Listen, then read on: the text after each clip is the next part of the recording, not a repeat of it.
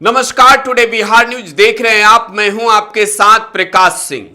देखिए, बिहार बीजेपी के प्रदेश अध्यक्ष दिलीप जायसवाल आरोपों से घिरे हुए हैं। दिलीप जायसवाल पर बड़ा आरोप लगा है। देश के सबसे बड़े चुनावी रणनीतिकार व जनसुराज के सूत्रधार प्रशांत किशोर ने दिलीप जायसवाल के खिलाफ बड़ा खुलासा किया है। अब दिलीप जायसवाल के खिलाफ क्या कुछ खुलासा हुआ है, यह आपको विस्तार से बताएं। इससे पहले आपको बता दें कि दिलीप जायसवाल मौजूदा समय में बिहार भाजपा के प्रदेश अध्यक्ष हैं और इसके अलावे वो बिहार सरकार के पूर्व मंत्री भी हैं। आपको यह भी बताएं कि दिलीप जायसवाल किशनगंज के माता गुजारी देवी मेमोरियल ट्रस्ट जो मेडिकल कॉलेज और हॉस्पिटल भी है, इसके डायरेक्टर भी हैं।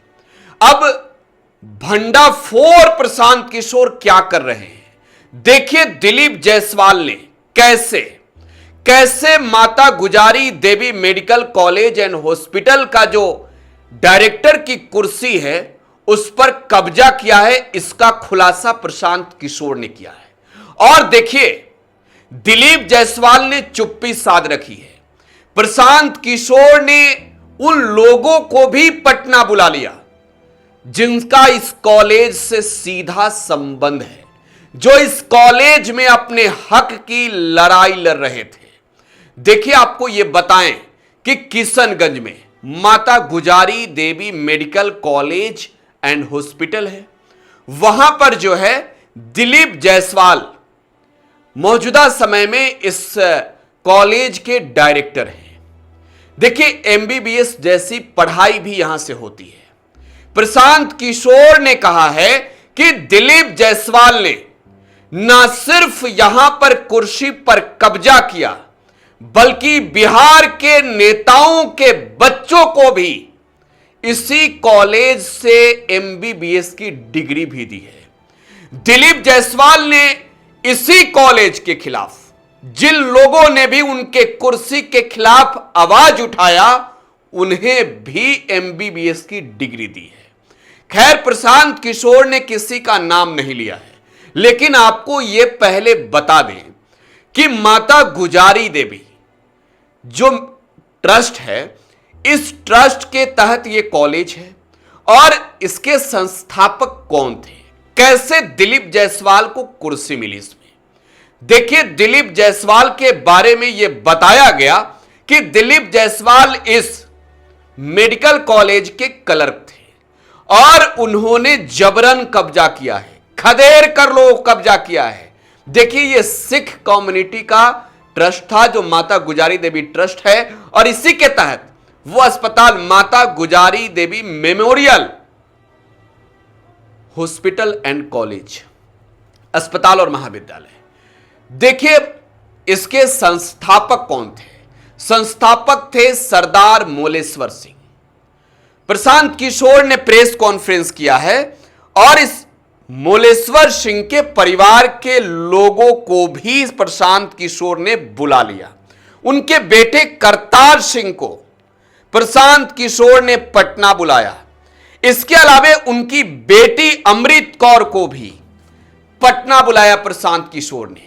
और देखिए, प्रशांत किशोर ने यह खुलासा किया है कि दिलीप जायसवाल ने इस कुर्सी को, जो डायरेक्टर की कुर्सी है, उस पर कब्जा किया है और बिना इस्तीफे की जांच कैसे होगी। देखिए, मौजूदा समय में डबल इंजन की सरकार है, दिल्ली में भी, पटना में भी, बिहार में सरकार जो है वो एनडीए की है। ऐसे में जांच कैसे होगा? इस्तीफा तो देना होगा। बिहार बीजेपी के प्रदेश अध्यक्ष की कुर्सी पर बैठे हैं। देखिए, दिलीप जायसवाल पर प्रशांत किशोर ने जो कुछ भी कहा है, पहले प्रशांत किशोर को आप सुनिए। किसी व्यक्ति का, किसी संस्था का जो प्रॉपर्टी है, जो मेडिकल कॉलेज है, उसको न सिर्फ कब्जा कर लिया, उसको 25-30 बरस से अपने कंट्रोल में रखे हैं। और ये उस दल के अध्यक्ष हैं जो चाल चरित्र चेहरा की बात करता है।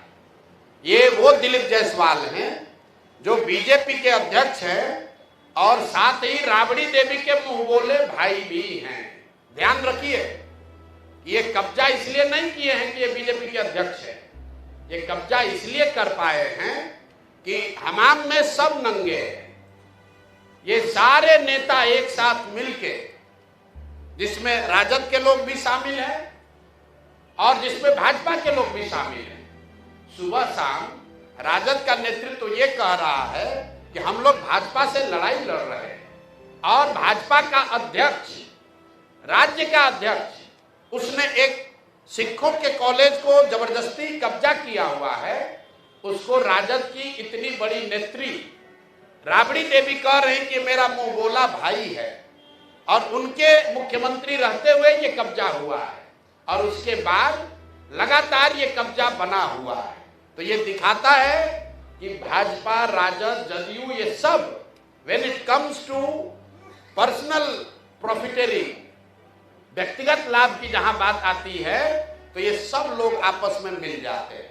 उस कॉलेज में क्लर्क भी बाद में बने। पहले जो क्लर्क, जो इन लोगों ने कॉलेज को शुरू किया, उसके हेल्पर थे, फिर कॉलेज में क्लर्क बने, फिर उसके बाद वहीं पर एडमिनिस्ट्रेटर बने, फिर उन्होंने ट्रस्टी जो था उसी को हटा दिया, खुद ही मैनेजिंग ट्रस्टी या डायरेक्टर बन गए, अपने बेटे को ला दिया, अपने बहू को डाल दिया, और जो लोग भी ओरिजिनल बनाने वाले थे सबको हटा दिया। उन्होंने जो किया ये तो बहुत गंभीर विषय है, लेकिन आपके हमारे लिए गंभीर विषय ये है कि बिहार में 25 साल से ये चीज चल रहा है, आज तक न किसी ने आवाज उठाई, न उन पर कोई कार्रवाई हुई, न उस आदमी को कोई डर है, बल्कि वो आदमी क्लर्क से बढ़ते बढ़ते अब भाजपा का यहाँ का अध्यक्ष बन गया है। ये कैसे संभव है? ऐसा नहीं है कि बीच में मामला उठा नहीं है।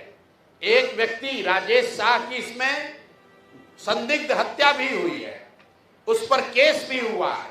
उस परिवार के लोग मुख्यमंत्री के दरबार में नीतीश कुमार से आकर मिले हैं, नीतीश कुमार ने उस पर जांच की बात कही है, और जिस एसपी ने साहब को, ये दिलीप जायसवाल को क्लीन चिट दिया है, अपेरेंटली उन्हीं की पत्नी के बारे में कहा जा रहा है कि उसको मेडिकल कॉलेज में एडमिशन देके उनको एमबीबीएस कराया गया है।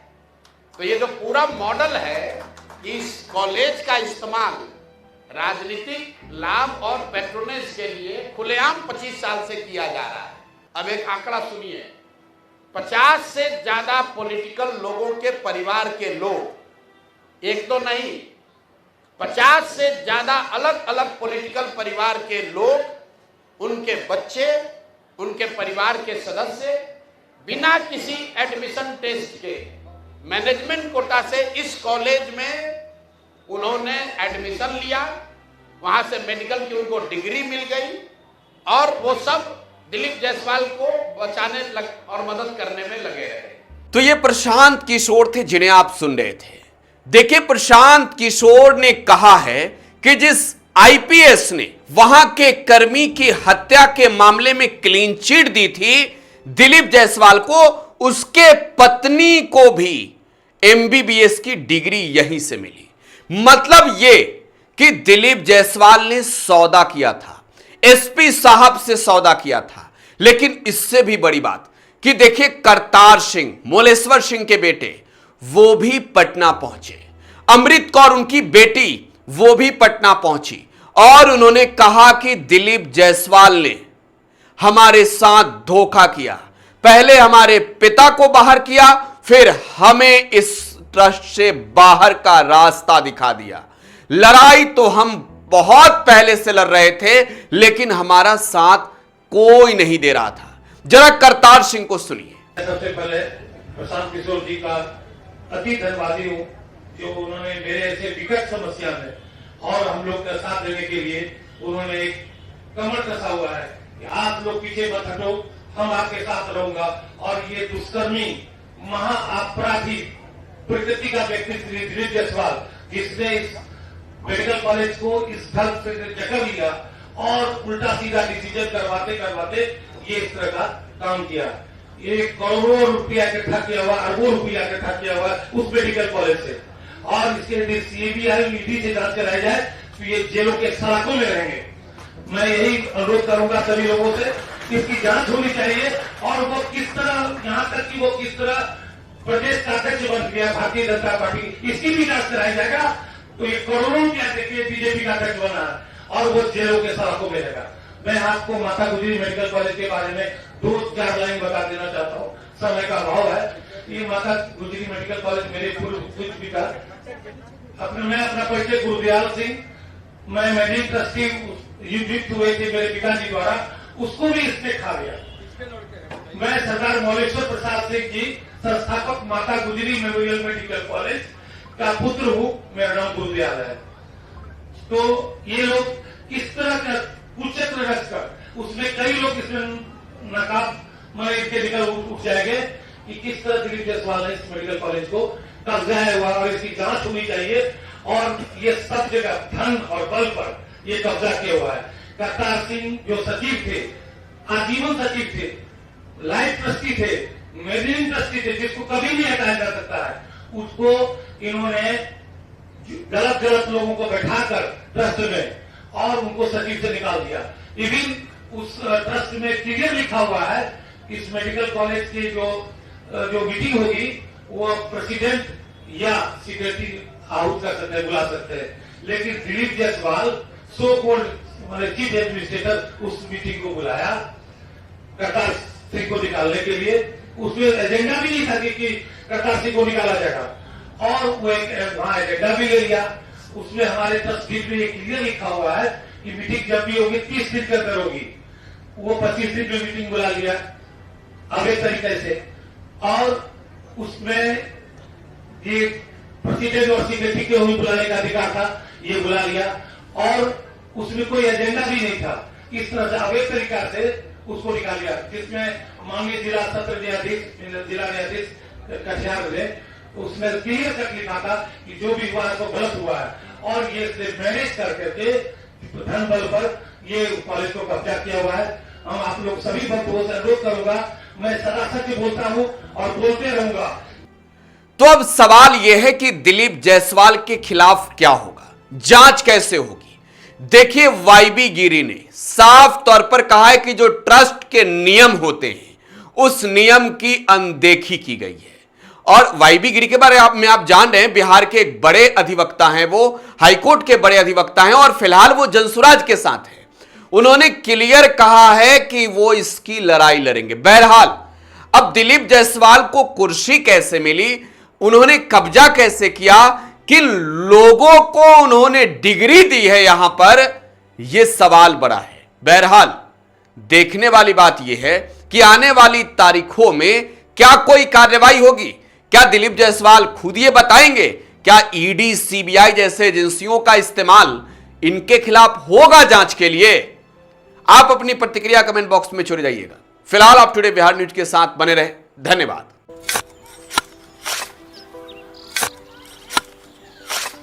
नई का साल मुबारक हो चाचा। हाँ मुबारक, जब तक ये सरकार बा तब तक नया साल मुबारक। का बात करत बाड़?